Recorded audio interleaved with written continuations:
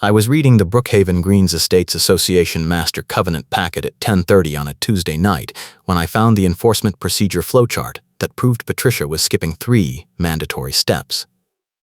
I live in Dallas, Texas, in a gated master plan community with strict rules and private security patrols, and I moved here 6 months ago because the commute to my new job as a municipal code researcher was half what it used to be. I read ordinances for fun, which makes me the worst possible target for an HOA president who thinks nobody reads the bylaws. The association sends violation notices like party invitations, and the fines start at $50 and double every 7 days. What was at stake for me was not just money. I was on probation at the new job, and I could not miss work for HOA hearings. The first sign of trouble came on a Sunday morning in early February when I found a bright orange warning notice zip-tied to my mailbox post, accusing me of failing to clear snow from my assigned sidewalk section within 12 hours of snowfall cessation, even though I had shoveled the entire length at 6 in the morning and the concrete was bone dry. I pulled the notice off and read it twice. The paper said I had 72 hours to remedy the violation or face a $50 fine, and it cited Section 4.7 of the Winter Maintenance Addendum. I had cleared my section before dawn. I had photographic timestamps on my phone showing the clean sidewalk at 6:14 in the morning. The notice was dated the same day, but gave no timestamp for the alleged observation. I folded the paper and walked the sidewalk perimeter. Every inch was clear.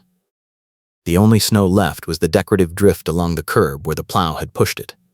I looked up and saw a woman in a bright red parka standing 3 houses down, wearing red earmuffs and a reflective armband on her right sleeve like a school crossing guard. She was holding a clipboard and staring directly at me. I raised one hand in a neutral wave. She wrote something on the clipboard, turned, and walked away without acknowledging me. That was Rhonda Kensington, the HOA president, though everyone called her Patricia because she introduced herself that way at every meeting. She had blonde hair and tight curls that looked shellacked, and she wore that reflective armband every single time I saw her outside, day or night, like it gave her some kind of official authority. I went back inside and pulled up the association directory. Her title was listed as President and Compliance Officer, which meant she controlled both policy and enforcement. That was the first red flag. The bylaws required separation of rules to prevent conflicts of interest. I opened my laptop and started a spreadsheet. Monday morning, I emailed the notice photo and my time-stamped sidewalk photos to the management company, asking for clarification. I got an automated reply saying my message had been received and someone would respond within 3 business days. I went to work. My job involves reading municipal code documents and highlighting inconsistencies for the city attorney's office, which means I spend 8 hours a day looking for the exact kind of procedural errors that HOAs love to bury in fine print. I was still on probation, which meant any attendance issues or distractions could cost me the position. I could not afford to take time off for an HOA hearing over a sidewalk I had already cleared. Tuesday morning, I got a second notice. This one was taped to my front door and accused me of using unauthorized de-icing product that caused property damage to the concrete. It claimed I had applied rock salt, which was prohibited under Section 4.9 because it accelerated surface erosion. The notice said I owed the HOA $200 for remediation and resurfacing. I had not used rock salt. I had used calcium chloride pellets, which were specifically listed as approved in the same section they were citing. I took photos of the product bag in my garage with the label clearly visible, then took close-up shots of the sidewalk surface showing 0 discoloration or pitting. I sent everything to the management company again, this time with the section text copied into the email and the approved product list highlighted. Wednesday, I got a voicemail from the management company. The woman on the line said my emails had been forwarded to the compliance officer for review, and I should expect a response soon. I called back and asked to speak to someone above the compliance officer, since the compliance officer was the person filing the complaints. The receptionist put me on hold for 4 minutes, then came back and said the compliance officer had sole authority over violation adjudication per the board resolution from last quarter. I asked for a copy of that resolution. She said it was internal and not available to homeowners. I thanked her and hung up, then opened the association charter documents I had received at closing. There was no mention of sole adjudication authority. The charter required a 3-member panel for any fine over $50. Thursday morning, a man in a contractor vest showed up at my door at 7:15 and said he was there to inspect my sidewalk for surface damage. I asked who sent him. He said the HOA management company. I asked for a work order. He did not have one. I asked for his business license number. He said he left it in the truck. I told him I would not allow access to my property without proper documentation and closed the door. He knocked twice more, then walked back to a white pickup truck parked across the street. I watched through the window as he made a phone call, then sat in the truck for 10 minutes before driving away. I took photos of the truck, the license plate, and the timestamp. That afternoon, I got an email from the management company saying I had refused a mandatory compliance inspection and the refusal itself constituted a violation under Section 8.3. The fine was $75 and would escalate to $150 if not paid within 5 days. The email said continued non-compliance could result in a lien against my property. I printed the email and highlighted the phrase mandatory compliance inspection, then cross-referenced it with the bylaws. There was no such thing as a mandatory inspection. Inspections required 14 days written notice and homeowner consent except in emergencies, defined as immediate threat to health or safety. A sidewalk that might have surface damage was not an emergency. I was sitting at my kitchen table that night with 3 folders of printed HOA documents when my phone rang. The caller ID said it was a local number I did not recognize. I answered. A woman's voice said, "This is Patricia with Brookhaven Greens. I am calling to inform you that your account has been flagged for collections review due to multiple outstanding violations." I said I had not received any final notices or hearing opportunities. She said the notices had been sent and my refusal to cooperate waived my hearing rights. I said that was not correct per the charter. She paused, then said, "I am keeping notes, so choose your words carefully." Her tone was pleasant, but the words landed like a threat. I said I was also keeping notes and I would be requesting a formal hearing with the full board. She said the next board meeting was not until March and my fines would continue accruing until then. I asked if there was an emergency hearing process. She said there was, but it required a $200 filing fee. I asked where that fee was documented. She said it was a new policy. I asked when it was passed. She said last month. I asked for the meeting minutes. She said they were not published yet. Then she said, "I can have security walk you out if you continue to be disruptive." I was sitting in my own kitchen. I said nothing. She hung up. I sat there for a full minute, phone still in my hand, replaying that last line. I can have security walk you out. I was in my house. She was on the phone. It made no sense unless she was used to saying it in situations where it did make sense, which meant she pulled that line regularly at meetings or clubhouse events.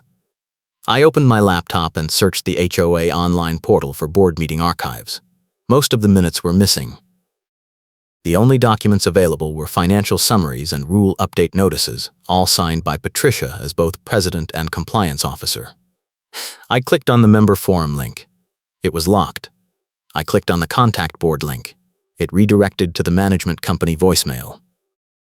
Friday morning, I got a text message from an unknown number.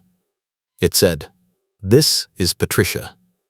Your fines now total $425. Payment is due by Monday or we will file a lien pre-notice with the county." I did not respond. I screenshot the message and added it to my folder. Then I did something I should have done on day one.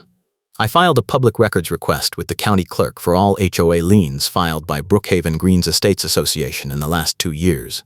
Texas law requires HOA lien notices to be recorded with the county, which makes them public record. If Patricia was threatening liens as leverage, there would be a paper trail showing how often she followed through. I also called an attorney, not because I thought I needed one yet, but because I wanted to know what my options were if this kept escalating. The lawyer I reached specialized in HOA disputes. She listened to my summary and asked 2 questions. First, did I have written evidence of the violations and my responses? I said yes. Second, did I have any reason to believe the HOA was applying rules inconsistently? I said I did not know yet, but I was gathering data. She said that was smart, then told me the lien threat was probably a bluff, because Texas law requires multiple procedural steps before a lien can be filed, including a formal hearing and a 30-day cure period after the hearing. She said if they skipped any of those steps, the lien would be invalid and I could sue for damages. She also said HOA disputes were expensive and slow, and the best outcome was usually to force the HOA to follow its own rules until they gave up. She charged me $75 for the consultation. I paid it and felt better. Saturday morning I walked the neighborhood. I wanted to see if anyone else had violation notices or if I was being singled out. Brookhaven Greens is a big community, maybe 200 homes, all built in the same beige and brown palette with identical mailbox clusters and seasonal flag rules. The streets are wide and the lawns are mandatory grass with approved shrub placement. Every house has a number plaque in the same font. It is the kind of place where conformity is the whole point, and the HOA exists to enforce it. I walked 4 blocks and saw 3 other houses with orange notices on mailboxes. 2 were about snow removal. 1 was about a trash can left visible from the street. I took photos of the notices without touching them, making sure to capture the house numbers and the surrounding context. At the 5th block I saw Patricia. She was standing in front of a corner lot house, talking to a younger woman who looked miserable. Patricia was wearing the same red parka and red earmuffs, and the reflective armband was on her right sleeve, catching the late morning sun. I slowed down and pretended to check my phone. Patricia was gesturing at the woman's driveway, where a small patch of ice still clung to the concrete near the garage door. The woman was saying something I could not hear, but her body language was defensive, arms crossed, shoulders tight. Patricia pulled a phone out of her pocket, took a photo of the ice patch, then handed the woman a piece of paper from her clipboard. The woman took it, looked at it, and her face went pale. Patricia said something else, smiled, and walked away toward a parked golf cart with HOA logos on the side. I kept walking. When I reached the next block, I turned and saw Patricia driving the golf cart slowly down the street, stopping every few houses to look at driveways and mailboxes. She was hunting. I went home and pulled up the county records request response, which had come through that morning. In the last 2 years, Brookhaven Greens Estates Association had filed 43 lien pre-notices with the county. 43. In a community of 200 homes, that was more than 20%. I clicked through the records. Most of the liens were for unpaid fines under $500. Only 6 had proceeded to actual liens. The rest had been withdrawn after payment. The pattern was clear. File the lien threat, scare the homeowner into paying, withdraw the filing. It was a shakedown system. I made a new folder on my laptop and labeled it Evidence. I dumped in the violation notices, the time-stamped photos, the attorney consultation notes, the county lien records, the text message from Patricia, and the email from the management company. Then I went back to the HOA charter and read the enforcement section again, slowly. Section 12.4 required the compliance officer to send a courtesy warning for first-time violations. Section 12.5 required a formal written notice with hearing information for second violations. Section 12.6 required a hearing before any fine could be assessed. Patricia had skipped all 3 steps. She went straight to fines and lien threats. I highlighted those sections and printed them. Sunday night I got another email from the management company. It was a mass message to all homeowners, sent from Patricia's email address with the management company CC'd. The subject line was Compliance Update February. I opened it. The message said the board had identified several homeowners who were creating safety hazards and property value concerns through negligent winter maintenance and refusal to cooperate with inspections. It said these homeowners were being addressed through escalated enforcement, and the board appreciated the community's patience during this process. Then it named 3 homeowners by address. One of them was mine. The other 2 were houses I had seen with orange notices. I read the email twice, then forwarded it to my personal account and printed it. This was defamation. Patricia had sent an email to the entire community accusing me by address of negligence and refusal to cooperate, with no evidence and no hearing. She had published false statements that damaged my reputation. That was legally actionable. I added the printed email to my evidence folder and felt a small, cold satisfaction settle in my chest. I said almost nothing, because silence makes people talk. Patricia was talking herself into a corner. Monday morning I got a certified letter. It was from a law firm in Fort Worth, representing Brookhaven Greens Estates Association. The letter said I owed $600 in fines and administrative fees, and if I did not pay within 10 days, the association would proceed with lien filing and legal action to recover costs, which could include attorney fees up to $5,000. The letter cited my refusal to remedy violations, my refusal to allow inspections, and my disruptive communications with the management company. It said my actions constituted a pattern of willful noncompliance, and the board had voted to pursue collections. There was no hearing date. There was no appeal information. There was no list of the alleged violations beyond the vague accusations. It was a demand letter designed to terrify. I called the attorney I had consulted. She said the letter was aggressive but mostly bluff, and the $5,000 attorney fee threat was not enforceable unless they actually sued and won. She said the lack of hearing information was a major procedural flaw, and I should respond in writing, citing the charter requirements, and demanding a formal hearing. She said I should also file a complaint with the Texas Real Estate Commission, which regulates property management companies, if I believed the management company was enabling improper enforcement.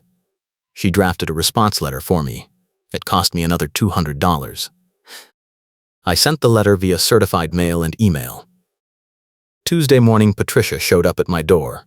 I saw her through the peephole holding her clipboard and wearing the red parka and the reflective armband. I opened the door but left the screen door latched. She smiled and said, "Good morning. I am here to offer you a compliance resolution option." I said nothing. She said, "If you pay half the outstanding balance today, we can waive the lien filing and close your case." I asked what balance she was referring to. She said $600, so half would be $300. I asked if that included the false property damage claim. She said all violations were valid and documented. I asked where the documentation was. She said it was in the compliance file. I asked to see the file. She said it was not available for homeowner review. I asked when my hearing was scheduled. She said I had waived my hearing rights by refusing to cooperate. I said that was false. She said, "I am keeping notes, so choose your words carefully." I looked at her for a long moment, then said I would not be paying anything until I received a proper hearing per the charter. She stopped smiling. She said, "You are making this much harder than it needs to be." I said I was following the rules. She said, "I can have security walk you out." I said I am in my house. She blinked, then turned and walked back to the golf cart parked in my driveway. I closed the door and watched through the window as she sat in the golf cart, writing on her clipboard for 2 full minutes. Then she drove away. I pulled out my phone and texted the attorney. I said Patricia had just shown up at my house unannounced and tried to negotiate a settlement with threats. The attorney replied within 10 minutes. She said that was harassment and I should document every interaction. She also said if Patricia kept contacting me directly, I should send a cease and desist letter. I asked if that would escalate things. She said things were already escalated and I needed to protect myself. Wednesday morning I found out what she meant. I got a call from my boss at 8:30 asking me to come to her office. When I got there, she closed the door and said someone from my HOA had called the main office number and told the receptionist I was involved in a legal dispute that might require me to miss significant work time. My boss said she was not concerned about the HOA issue itself, but she needed to know if it was going to affect my attendance, because I was still on probation and the department could not afford unpredictability. I felt my face go hot.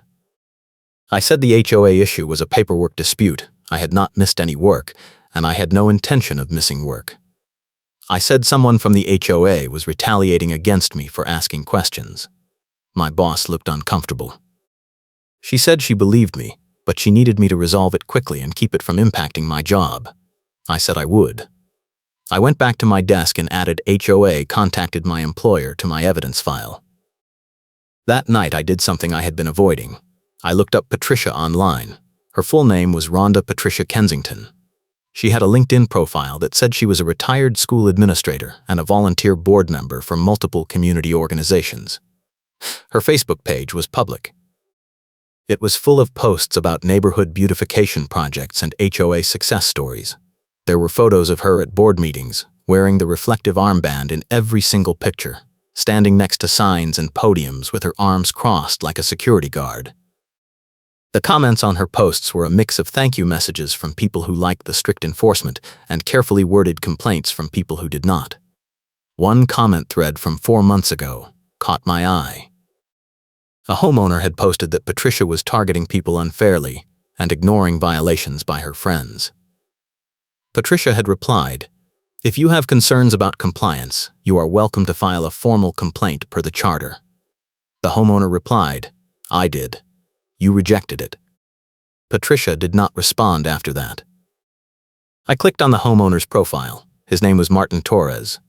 His page said he was a former HOA board member. I sent him a private message.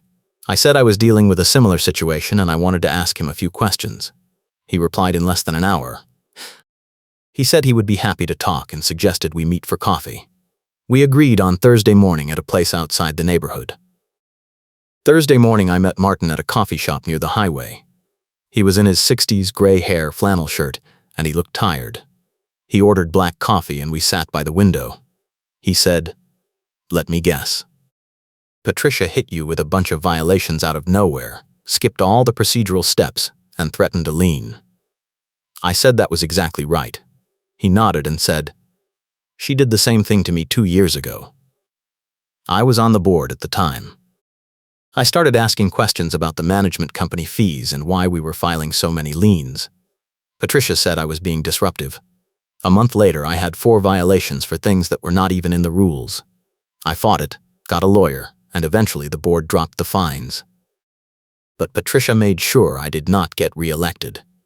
She has been running the board ever since. I asked him if he knew anything about the management company. He said, "That is the key. The management company is a small firm that only handles 3 or 4 HOAs, and Patricia has a relationship with the owner. I do not know if it is financial or just personal, but they do whatever she tells them." When I was on the board, I tried to get us to switch to a bigger company with more oversight, and Patricia blocked it. She said the current company understood our community values. What she meant was they would not question her. He sipped his coffee and said, "If you want to beat her, you need to prove she is violating the charter. Not just skipping steps, but doing something that is clearly against the rules. Once you have that, you go to the board, or if the board will not listen, you go to the state regulator." I asked him if he still had any documentation from his own case. He said he did, and he would send it to me. He also said, "Be careful. Patricia does not let go. She will escalate until you either pay or move. I have seen her force out 3 families in the last 2 years." I thanked him and left. I felt like I finally had an ally who understood what I was dealing with. That afternoon, I got the documents from Martin. He sent me copies of his old violation notices, his attorney correspondence, and the board meeting minutes from the month his fines were dropped. The minutes showed that the board had voted to dismiss his violations after his attorney threatened to sue for harassment and selective enforcement. The vote was 3-2, with Patricia voting against dismissal. Martin had highlighted a section where Patricia argued that dismissing violations set a bad precedent and the board needed to show strength. The other board members had overruled her. A month later, the meeting minutes showed that 2 of those board members had resigned. New members were appointed, both of them friends of Patricia according to Martin's notes. I was reading through the documents when my phone buzzed. It was a text from an unknown number. "You have 72 hours to pay or we proceed with lien filing." No signature. But I knew it was Patricia or the management company. I screenshot it and added it to the file.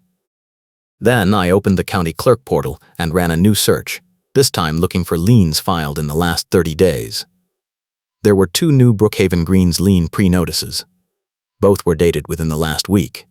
One was for a homeowner on the next street over. The other was for the house I had seen Patricia arguing with on Saturday. I pulled up the property records for both addresses and cross-referenced them with the HOA directory. Both homeowners had filed complaints about Patricia in the last 6 months, according to the online forum archives I had finally managed to access through a cached Google search. I sat back and looked at the pattern. Patricia was filing liens against people who questioned her. It was retaliation, and it was systematic. I opened a new document and started building a timeline. Every violation notice I had received. Every contact from Patricia or the management company. Every piece of evidence showing that she skipped required procedures. Every piece of evidence showing selective enforcement. I worked on it until midnight, then printed the whole thing and put it in a binder. It was 60 pages. I labeled it Compliance File and put it in my evidence folder. Friday morning, I got a voicemail from the management company saying my account had been referred to collections and I would be receiving a final notice. The voicemail said if I did not respond within 5 business days, the association would proceed with legal action. I did not call back. I had already sent my formal response letter, and I was not going to engage with them until I had a hearing date. I also knew from Martin's documents that collections referral was another bluff. Texas law does not allow HOAs to send accounts to collections without a judgment, and you cannot get a judgment without a lawsuit. That afternoon, I was at work when I got a call from a number I did not recognize. I let it go to voicemail. The message was from a towing company saying they had been dispatched to my address to remove an unregistered vehicle blocking the fire lane. I listened to it twice, then called back. The dispatcher said the HOA management company had called in the tow request and provided photos showing my car parked illegally. I said my car was in my driveway, not in any fire lane. The dispatcher said the work order listed my address and described a vehicle matching my license plate. I said that was false, and if they towed my car, I would file a police report for theft. The dispatcher put me on hold, then came back and said they were canceling the work order pending verification. I thanked them and hung up. I immediately drove home. It was 2:30 in the afternoon. My car was in my driveway, exactly where I had left it that morning. There was no fire lane within 100 feet. I took photos of my car, the driveway, and the surrounding area. Then I called the towing company back and asked for a copy of the work order and the photos they were sent. The dispatcher said they could not release that without authorization from the client. I asked who the client was. She said Brookhaven Greens Management LLC. I thanked her and hung up, then called my attorney. She did not answer. I left a message explaining what had happened and asked her to call me back. 15 minutes later, I saw Patricia's golf cart turn onto my street. She drove slowly past my house, stopped, and took a photo of my car with her phone. Then she drove to the end of the block, turned around, and came back. This time, she parked the cart in front of my mailbox and got out holding her clipboard. She walked up my driveway and knocked on my door. I did not answer. She knocked again, harder. I watched through the peephole. She was wearing the red parka and the reflective armband, and her face was tight with frustration. She pulled out her phone, made a call, and spoke to someone for about 30 seconds. Then she took another photo of my car, wrote something on her clipboard, and walked back to the golf cart. Before she got in, she turned and looked directly at my front door, as if she knew I was watching. Then she smiled and drove away. I called my attorney again and left a second message, more urgent this time. Then I sat down and tried to think through what Patricia was doing. She had called a tow truck on a false claim. When that did not work, she showed up in person and took more photos. She was trying to manufacture a violation, and she was doing it in broad daylight because she thought nobody would stop her. I opened my laptop and checked the HOA Charter Enforcement Policy again. Section 12.8 said the compliance officer must provide photographic evidence of violations, and the evidence must be timestamped and unaltered. If Patricia was falsifying evidence, that was fraud. My attorney called back at 4. I explained the tow truck situation and Patricia's visit. She was quiet for a moment, then said, "This is harassment, and it is escalating. You need to file a police report." I said I did not think the police would do anything about an HOA dispute. She said, "This is not about the HOA dispute anymore. She tried to have your car towed under false pretenses. That is theft of services and filing a false report. If you document it and the police take a statement, you have evidence for a restraining order if you need one." She also said, "You need to stop waiting for the HOA to give you a hearing. They are not going to. You need to force the issue. File a complaint with the Texas Real Estate Commission against the management company. File a complaint with the Texas Attorney General about the HOA's debt collection practices. And if she contacts you again, call the police immediately." I thanked her and hung up, then drove to the nearest police substation. I brought printed copies of the tow truck voicemail, the timeline document, and photos of my car in the driveway. The officer at the desk listened to my summary and took notes. He said it sounded like a civil dispute and the police usually did not get involved in HOA issues. I said I understood that, but I wanted a report on file in case it escalated further. He nodded and said he would take a statement. It took 30 minutes. When I left, I had a case number and a printed copy of the report. It felt like a small victory. Saturday morning, I woke up to another text from the unknown number. Final notice. Payment due Monday, or lien filing proceeds. I did not respond.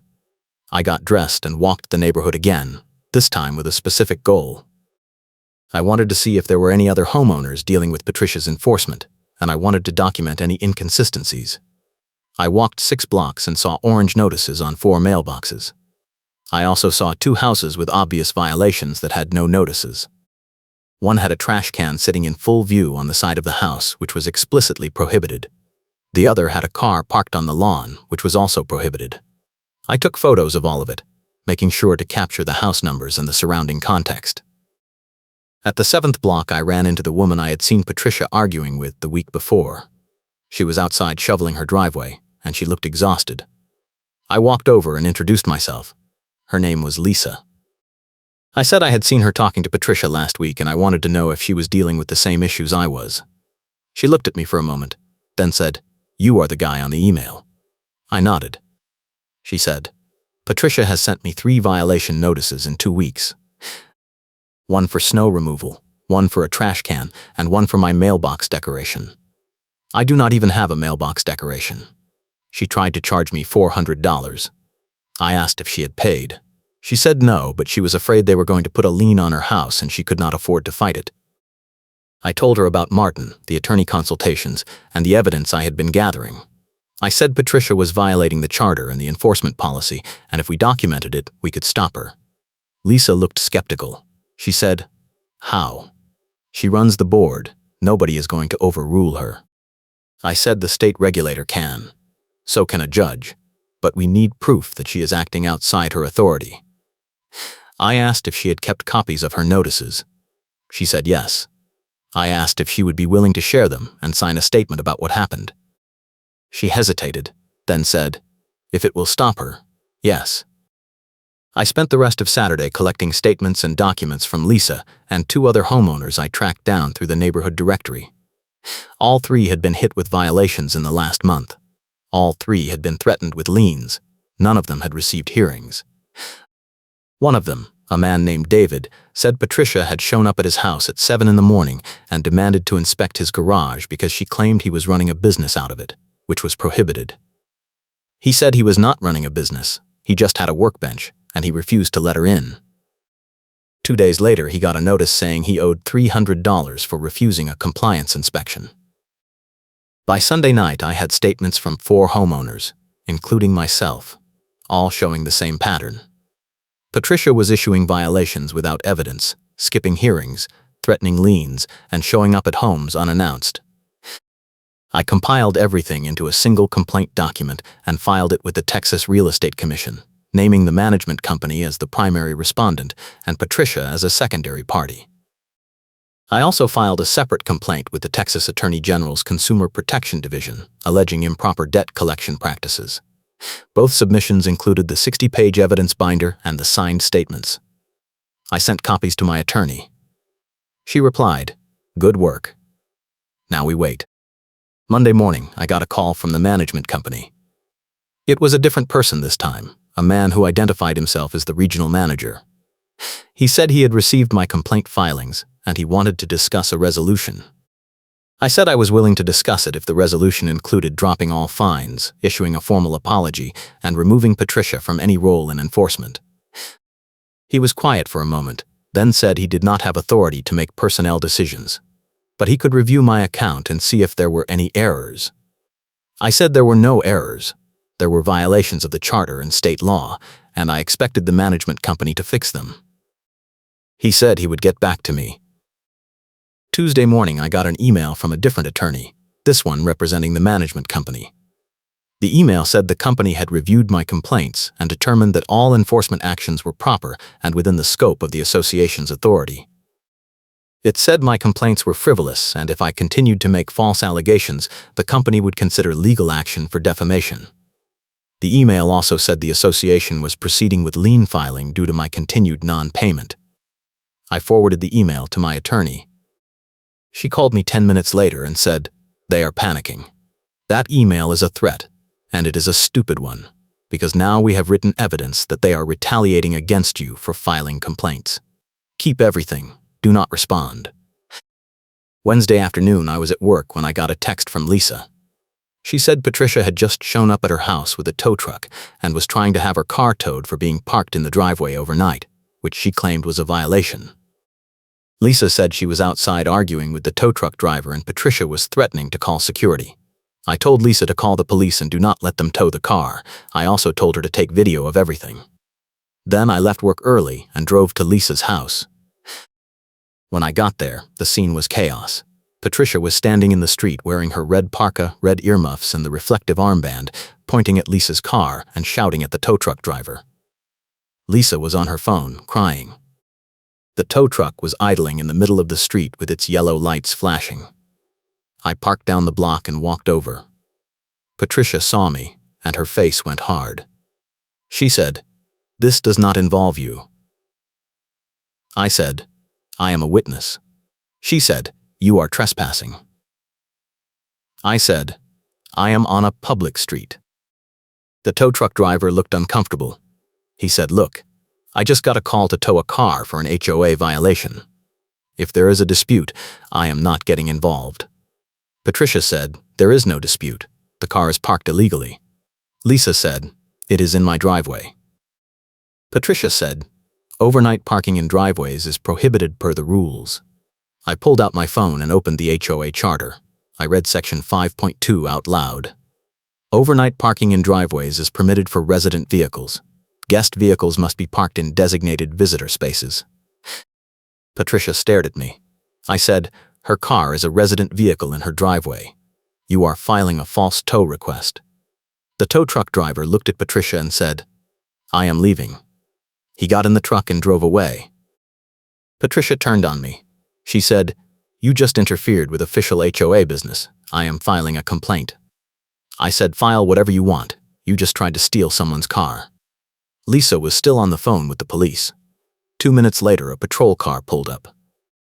The officer got out and asked what was going on.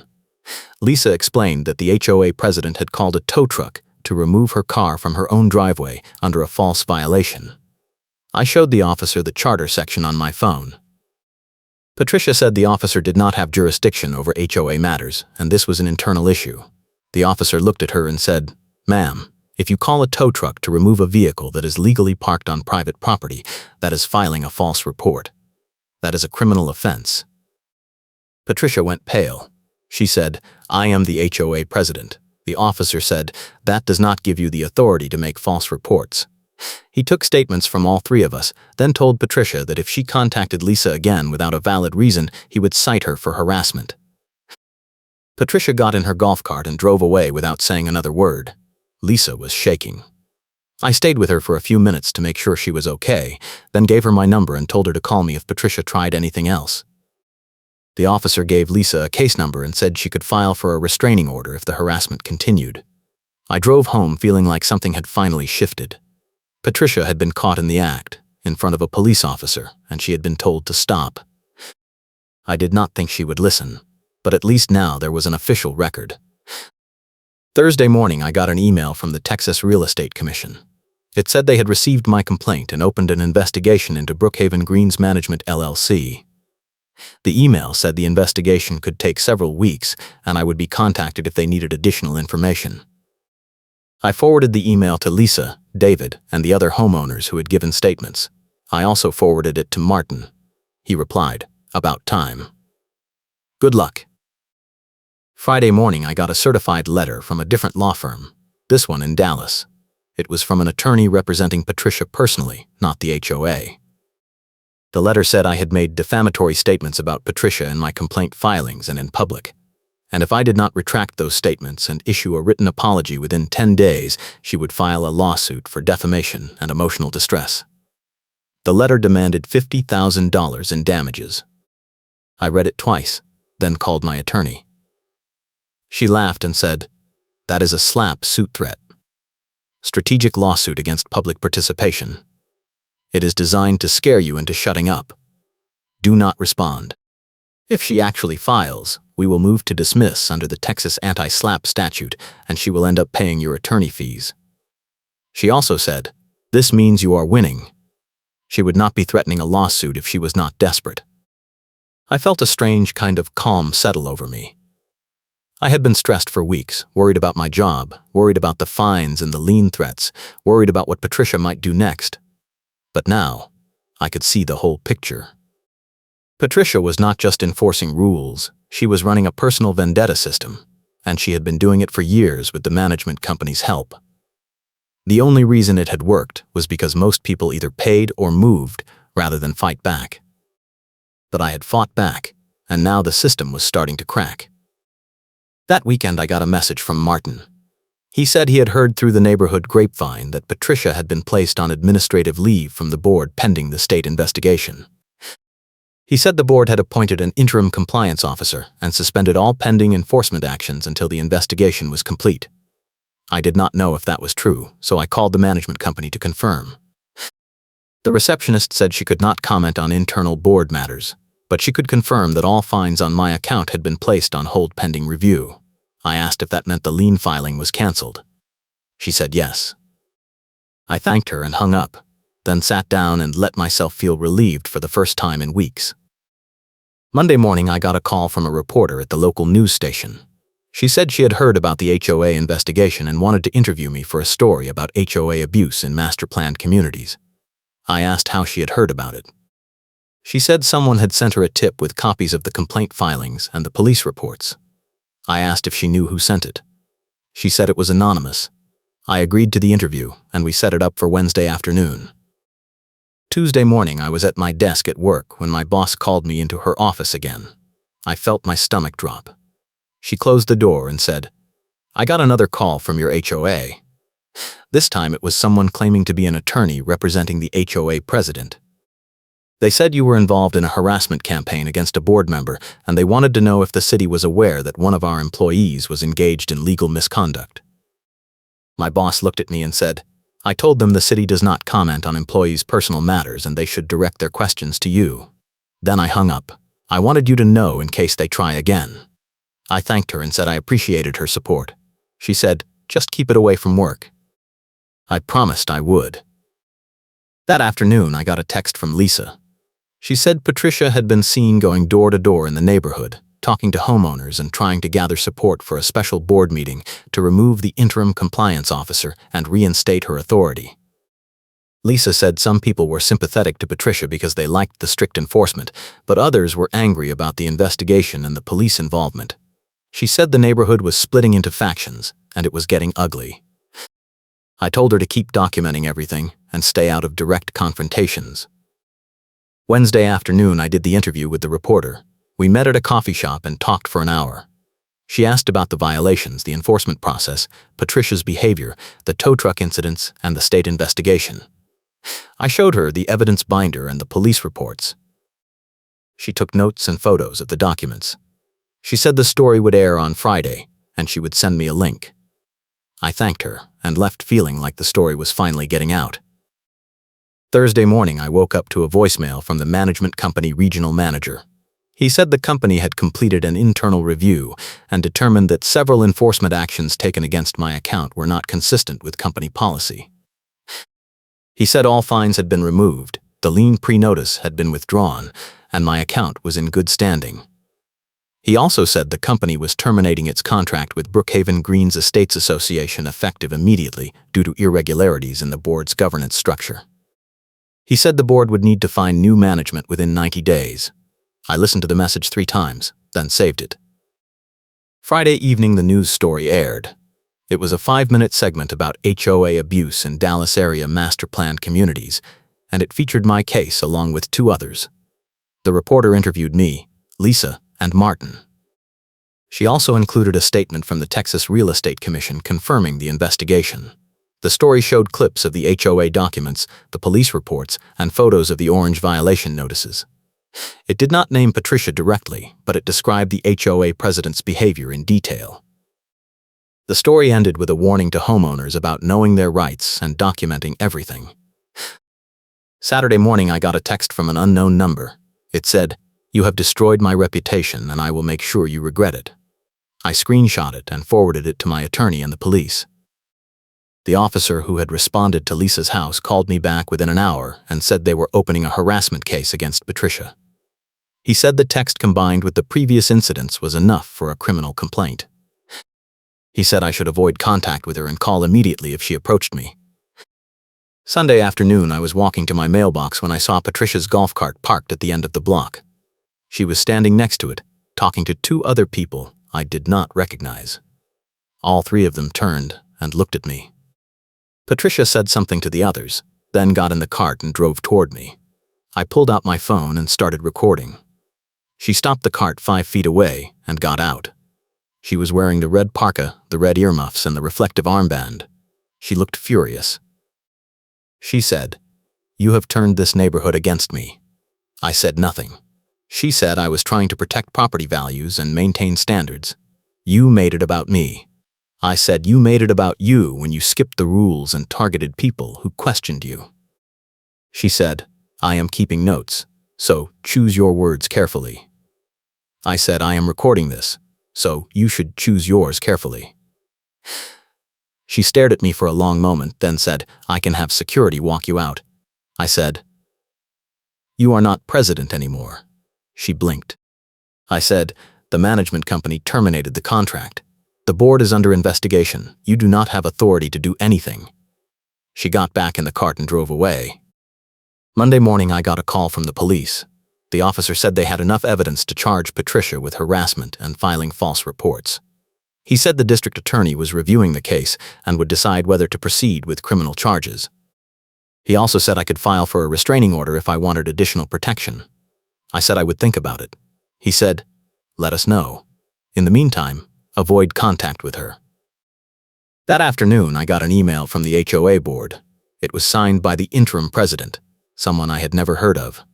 The email said the board had voted to suspend all enforcement actions pending a full review of the compliance policy and the charter.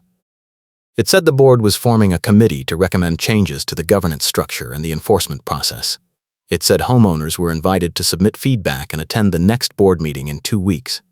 The email also said Patricia had resigned from the board effective immediately. I read the email twice, then forwarded it to Lisa, David, Martin, and my attorney. My attorney replied, "Congratulations, you won." I did not feel like I had won. I felt exhausted, but I also felt like something important had changed. The system that had allowed Patricia to abuse her authority for years was finally being dismantled, and it was happening because people had stood up and documented the abuse. Tuesday morning, I went to work and had a normal day for the first time in weeks. No calls from the HOA, no texts from unknown numbers, no surprise visits. I went home and made dinner and watched TV. It felt strange to have nothing to fight. Wednesday morning, I got a call from the district attorney's office. The prosecutor said they were moving forward with criminal charges against Patricia for harassment and filing false reports. He said the charges were misdemeanors, but if convicted, Patricia could face fines and probation. He said I would need to testify at the hearing. I said I would. He thanked me and said someone would contact me with the court date. Thursday afternoon, I got an email from the new management company the board had hired. The email introduced the company and outlined their approach to HOA governance. It said they prioritized transparency, homeowner communication, and compliance with state law. It said all enforcement actions would follow the charter procedures and homeowners would have multiple opportunities to respond before any fines were assessed. It said the company was conducting a full audit of the previous management company's records and would be issuing refunds for any improper charges. I replied and asked when I could expect my refund. They responded within an hour and said my account had been reviewed and a check for $600 would be mailed within 10 business days. Friday afternoon, I was walking the neighborhood when I ran into Lisa. She looked happier than I had ever seen her. She said the new management company had dropped all her fines and apologized for the enforcement issues. She said she felt like she could finally breathe. I said I felt the same way. We talked for a few minutes, then she said, "Thank you for not backing down. If you had paid or moved, the rest of us would still be dealing with her." I said, "You helped too." "We all did." She smiled and said, "I guess we did." Saturday morning, I got a text from Martin. He said the board had announced a special meeting to vote on new bylaws that would separate the compliance officer rule from the board president position and require a 3-member review panel for any fine over $50. He said it was everything he had tried to implement 2 years ago. He said, "You did it." I replied, "We did it." Sunday afternoon, I was sitting on my couch, reading the final draft of the new bylaws the board had posted online, when I got a notification on my phone. It was an email from the county clerk. The subject line said lien release recorded. I opened it. The email confirmed that the lien pre-notice against my property had been officially withdrawn and removed from the public record. I saved the email and added it to my evidence folder, which I had been keeping updated even though the fight was over. I wanted a complete record in case anyone ever needed it. Monday morning, I went to work and my boss called me into her office. I felt a flicker of anxiety, but her expression was calm. She said, "I wanted to let you know your probation period is over and you are being moved to permanent status. Your performance has been excellent and the department is happy to have you." I thanked her. She said, "I also wanted to say I admire how you handled that HOA situation. A lot of people would have just paid the fines and moved on, but you stood up for yourself and for other people. That takes character." I did not know what to say, so I just said thank you again. Tuesday afternoon, I got a call from the prosecutor. He said Patricia had accepted a plea deal. She pled guilty to filing a false report and would pay a fine and serve 6 months probation. The harassment charge was dropped as part of the deal. He said I would not need to testify. I asked if she would be barred from serving on the HOA board. He said that was a civil matter and up to the board, but the conviction would be part of the public record. I thanked him and hung up. Wednesday morning, I got an email from the board. It was an announcement that the new bylaws had been approved by a majority vote of the homeowners. The email listed the key changes: separation of enforcement and board roles, mandatory hearings for all fines, a 3-member review panel, annual audits of the management company, and a homeowner bill of rights that included protections against retaliation. The email said the changes would take effect immediately. Thursday afternoon, I was checking my mail when I saw a woman in a bright red parka walking down the street. My heart jumped before I realized it was not Patricia. It was just someone else wearing a red coat. I laughed at myself and went inside. It was going to take a while to stop being on edge every time I saw certain colors or heard a golf cart. Friday evening, I got a check in the mail from the new management company.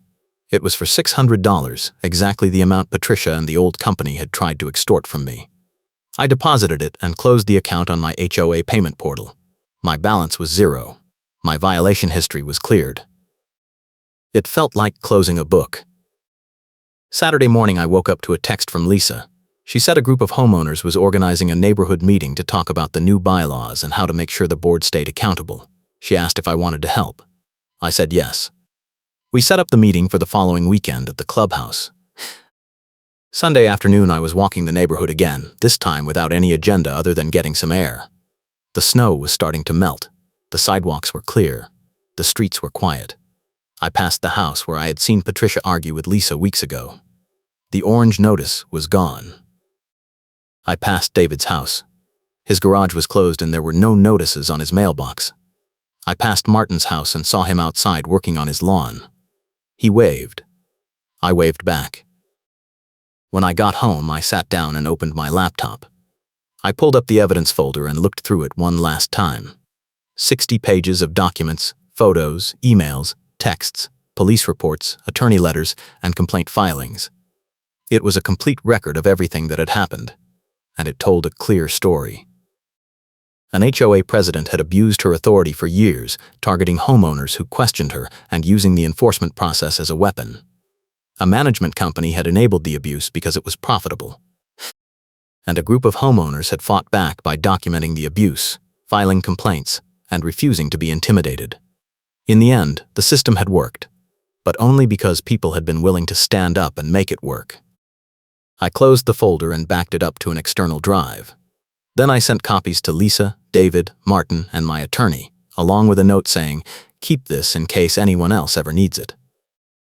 The following Saturday, I went to the neighborhood meeting at the clubhouse.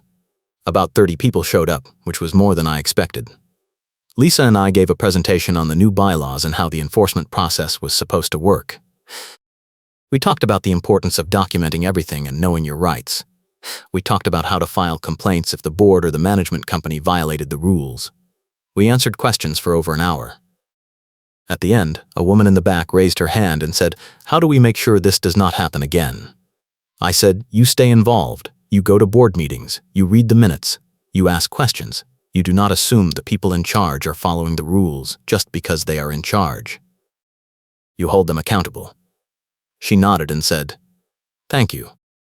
After the meeting, I was cleaning up chairs when Martin came over.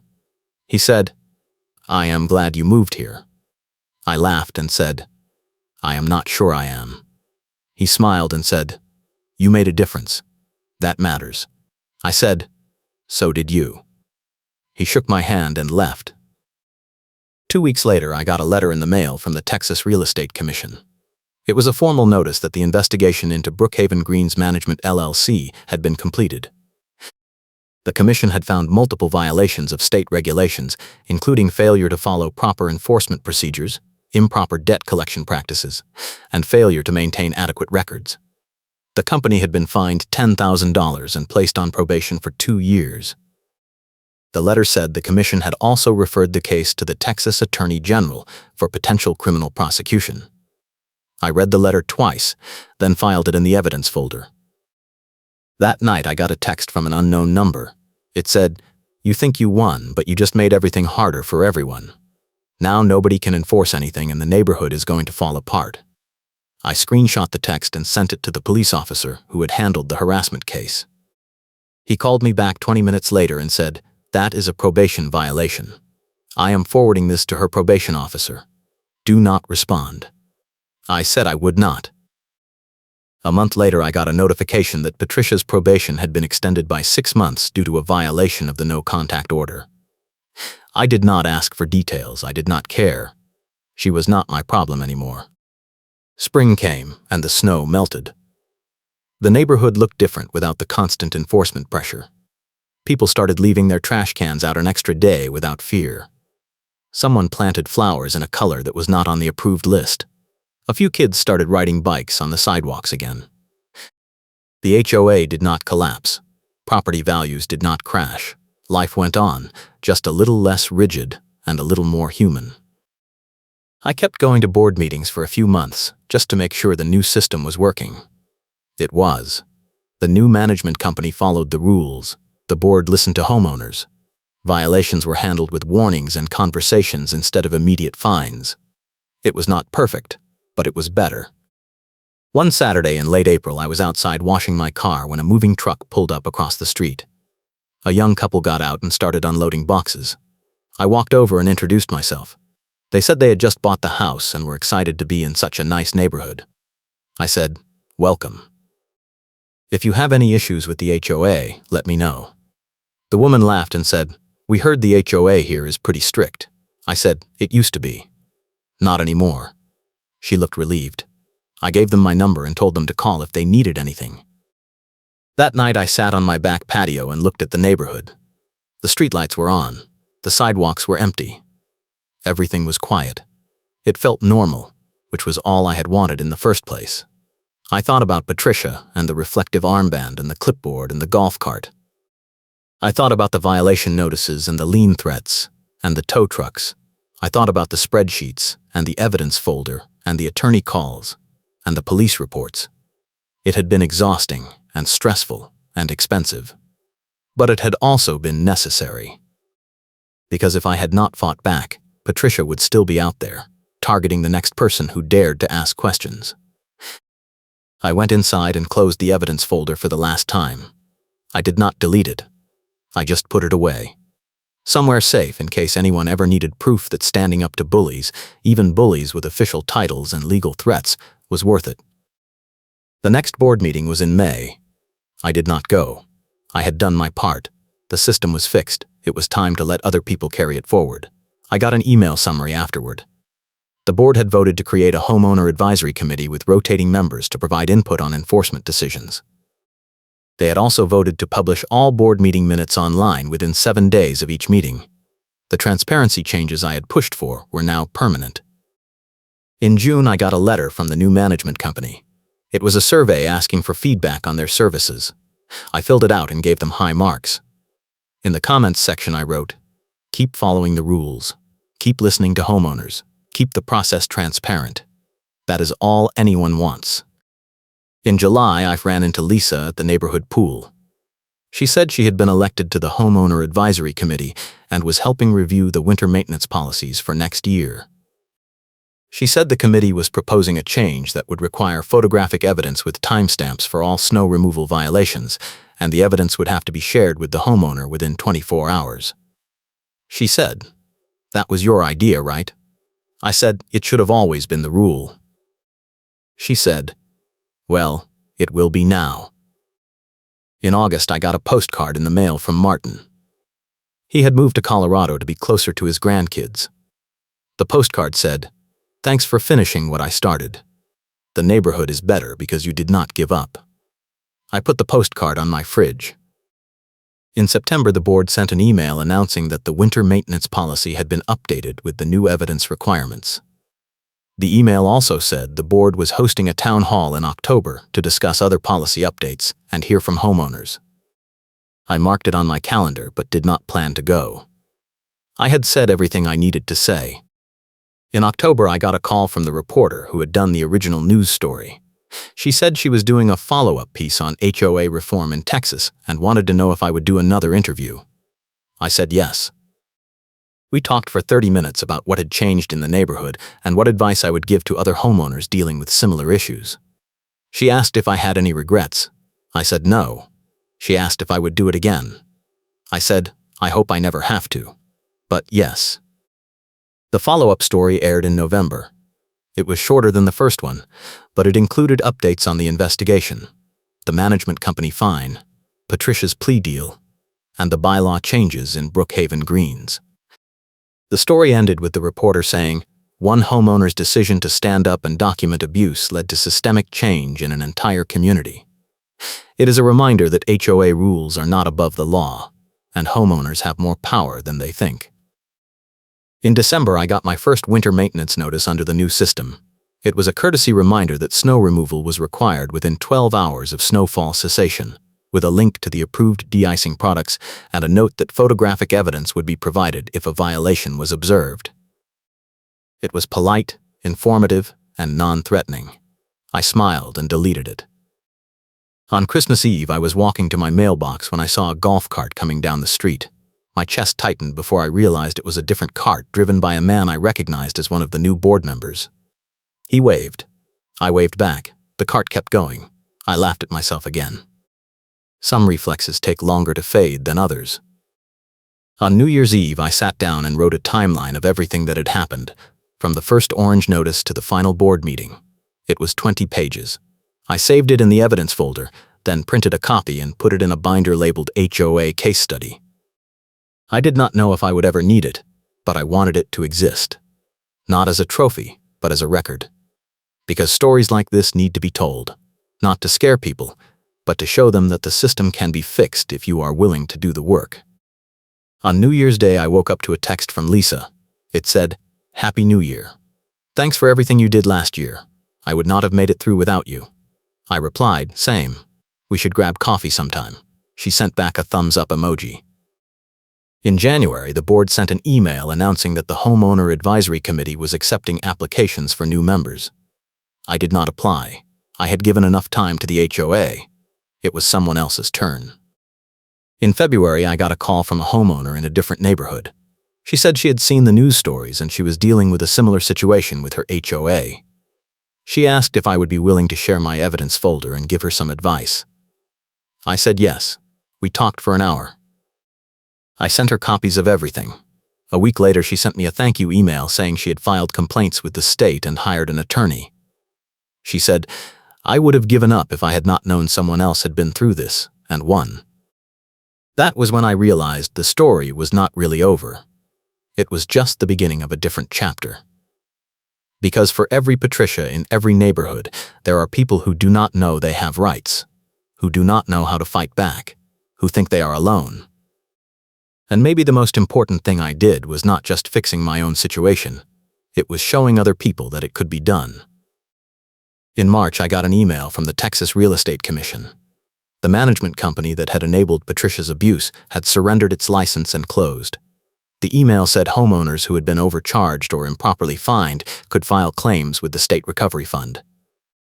I forwarded the email to everyone I knew who had been affected. In April, I got a letter from the board.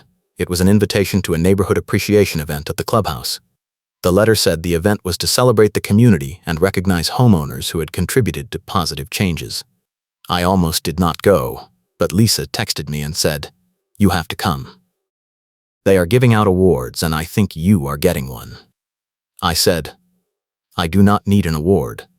She said, "I know. Come anyway." I went. The event was crowded. There were tables with food and a small stage with a microphone. The board president gave a speech about the changes that had been implemented over the last year. Then he called my name. I walked up to the stage feeling awkward. He handed me a plaque that said, "In recognition of your dedication to transparency, accountability, and community advocacy." I said thank you and walked back to my seat. People clapped. It felt strange and good at the same time. After the event, I was standing outside talking to Martin, who had driven back for the weekend, when a woman I did not recognize came up to me. She said, "I just bought a house here last month. Someone told me you are the reason the HOA is not insane anymore." I laughed and said, "I just read the rules." She said, "Well, thank you. I feel like I can actually live here without being afraid." I did not know what to say, so I just nodded. That night I drove home and sat in my driveway for a few minutes, looking at the house. It was just a house. The neighborhood was just a neighborhood, the HOA was just an HOA. But for a few months last year, it had felt like a war. And I had won. Not because I was smarter or braver than anyone else, but because I had read the rules, kept records, and refused to be intimidated. I got out of the car and walked to the mailbox. There was a single envelope inside. It was from the district attorney's office. I opened it. It was a victim impact statement form for Patricia's sentencing hearing. The form asked if I wanted to submit a statement about how her actions had affected me. I thought about it for a long time. Then I threw the form away. I did not need to tell Patricia how her actions had affected me. She already knew. And I did not need her to apologize or acknowledge what she had done. The system had held her accountable. That was enough. I went inside and made dinner. I ate on the couch and watched TV. It was a normal Tuesday night, and that was exactly what I had been fighting for all along. The next morning I got a text from the police officer who had handled the harassment case. He said, "Thought you would want to know. Patricia's probation was revoked. She violated the no-contact order again. She is serving 90 days. I replied, "Thanks for letting me know." He sent back, "You did good. Do not let anyone tell you otherwise." I put my phone down and went to work. I read ordinances and highlighted inconsistencies and sent reports to the city attorney. It was boring, methodical work, and I loved it. Because boring and methodical was exactly how you fixed broken systems. One line at a time. One rule at a time. One fight at a time. And if I ever had to do it again, I would.